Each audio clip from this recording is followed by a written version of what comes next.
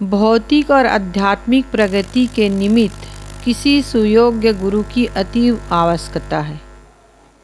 जन्म से हर बालक बालिका अबोध होता है। उसके अंतःकरण या जीवन में ज्ञान विकसित करने वाले प्रथम गुरु उसके माता पिता होते हैं। सदाचार के पथ पर चलने वाले स्वयं में अनुशासित माता पिता के जीवन का प्रभाव बच्चों पर पड़ता है। माता पिता अपने जीवन आचार वाणी के द्वारा बालकों को प्रारंभ से ही सन्मार्ग की ओर प्रेरित करते रहे, तभी वे अपने लक्ष्य की ओर अग्रसर हो सकते हैं।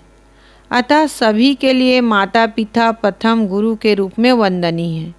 सारी शिक्षा गृह सीमांतर्गत ही संभव नहीं है।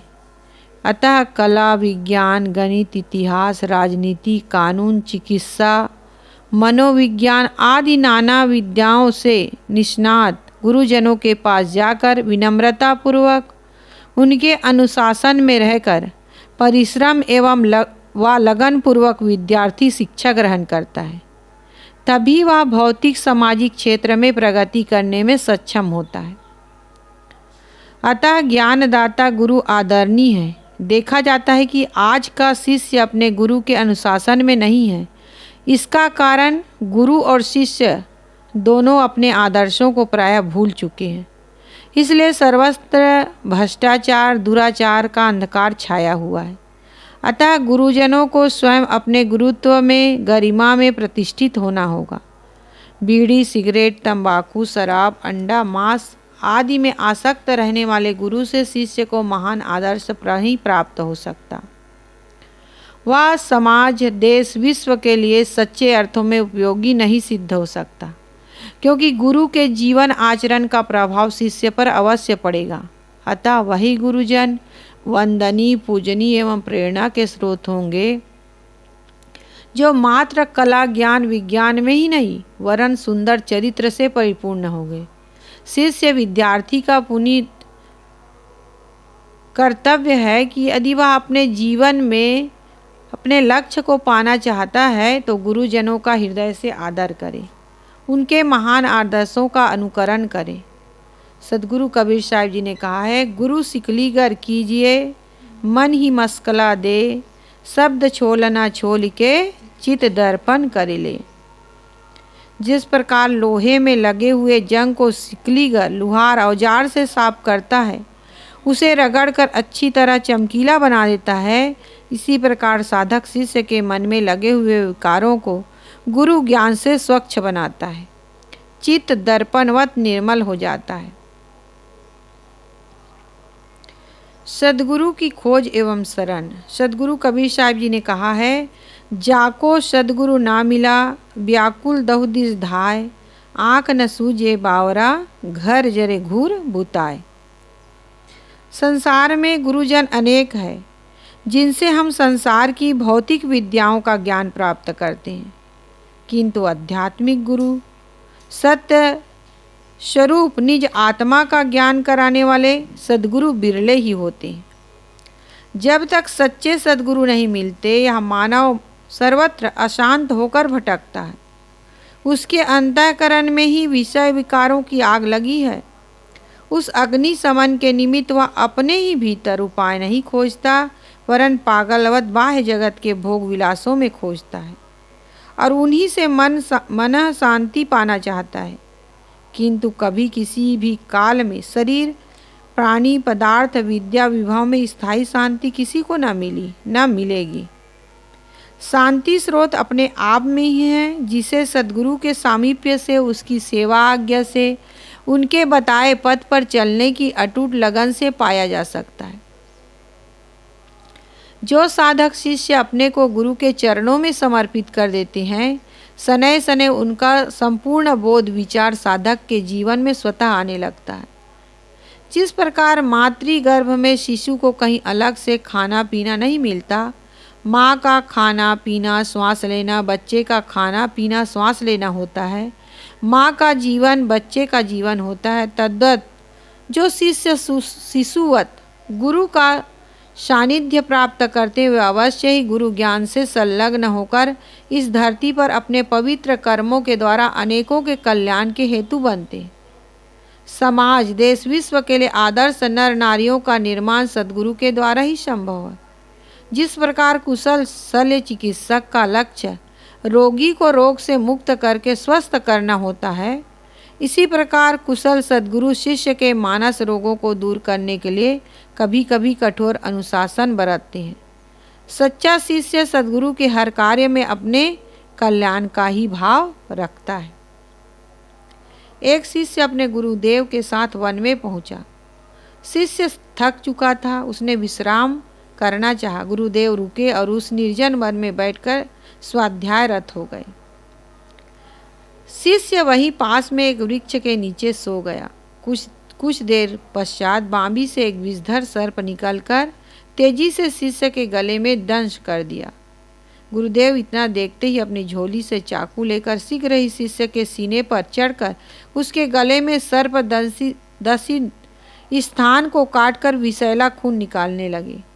शिष्य की आंखें खुली, उसने गुरुदेव को अपना गला काटते पाया। फिर शांत चित्त से आंखें बंद कर ली। गुरुदेव भली भांति विषैले खून को निकाल दिए। उनके शरीर से में विष व्याप्त नहीं हुआ। वह उठकर बैठ गया। गुरुदेव ने उससे पूछा, बेटा, मैं तेरा गला काट रहा था, फिर भी तू भयभीत क्यों नहीं हुआ? शिष्य ने कहा, गुरुदेव, मैं जब से आपकी चरण शरण हुआ हूँ, तब से आज तक आपने मेरे हित की ही कामना की है, इसलिए मैंने सोचा कि गला काटने में भी मेरा हित ही होगा, अन्यथा आप ऐसा ना करते।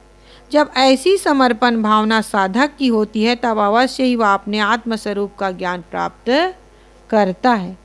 अतः अज्ञानतम से निकालकर ज्ञान के आलोक में लाने वाले गुरुदेव वंदनीय एवं पूजनीय हैं।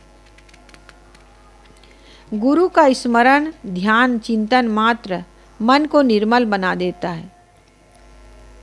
गुरु चरणों के समीप रहकर उनकी तन मन से सेवा करने, आज्ञा निर्देश पर चलने से पापी मानव भी महानता के उत्कर्ष पर पहुंच सकता है। इतिहास साक्षी है, अनेक कुमार्ग पर चलने वाले नर नारी संत सद्गुरु के संपर्क से पवित्र हो गए।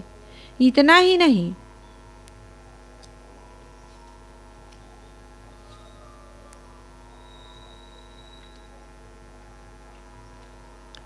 वे स्व कल्याण के साथ साथ समाज, देश, विश्व कल्याण के लिए अपने जीवन को समर्पित कर दिए। जिसे भी आत्म कल्याण या लोक कल्याण की भावना जागृत हो, उसे प्रथम किसी सुयोग्य गुरु की तलाश करनी ही होगी। दूसरा कल्याण का दाता है ही नहीं।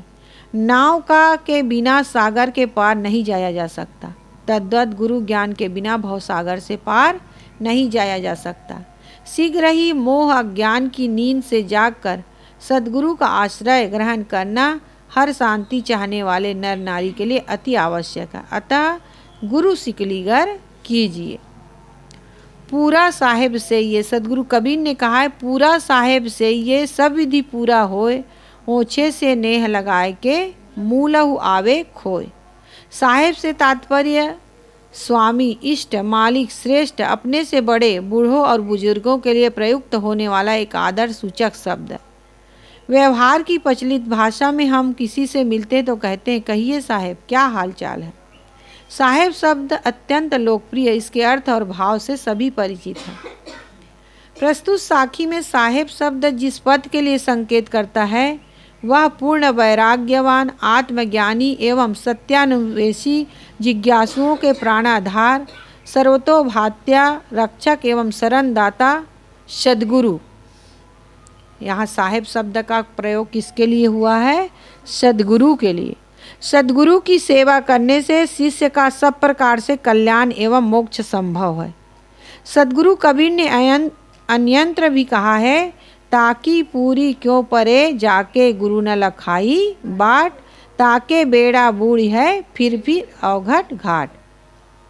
जिसको सद्गुरु के द्वारा यथार्थ कल्याण मार्ग नहीं मिला, वह जन्म मरण के चक्कर में भ्रमण करता ही रहेगा, भवसागर में बारंबार डूबता ही रहेगा। इसलिए सदगुरु कबीर साहिब जी ने कहा कि कबीर अस ठाकुर से ये उबरिए जाकी छां, अर्थात ऐसे पूर्ण सदगुरु की सेवा करो जिनकी छत्र छाया में रहकर तुम्हारा कल्याण हो। पूरा साहेब की सेवा ना करके जो अधूरे यथार्थ बोध वैराग्य से रहित गुरु नामधारी से नेह लगाता है, उस साधक का मूल ज्ञान धन या सद्भाव भी नष्ट हो जाता है। अतः पूर्ण स्वरूप निष्ठ सद्गुरु ही सेवनी अर्चनी वंदनी है। उन्हीं की शरण शिष्य के लिए कल्याणप्रद है। प्रश्न होता है कि सद्गुरु ने यहाँ पूरा शब्द 2 बार प्रयोग किया है। हर मनुष्य का स्वाभाविक चेतन स्वरूप पूरा है, इसलिए वह सर्वत्र पूरा चाहता है।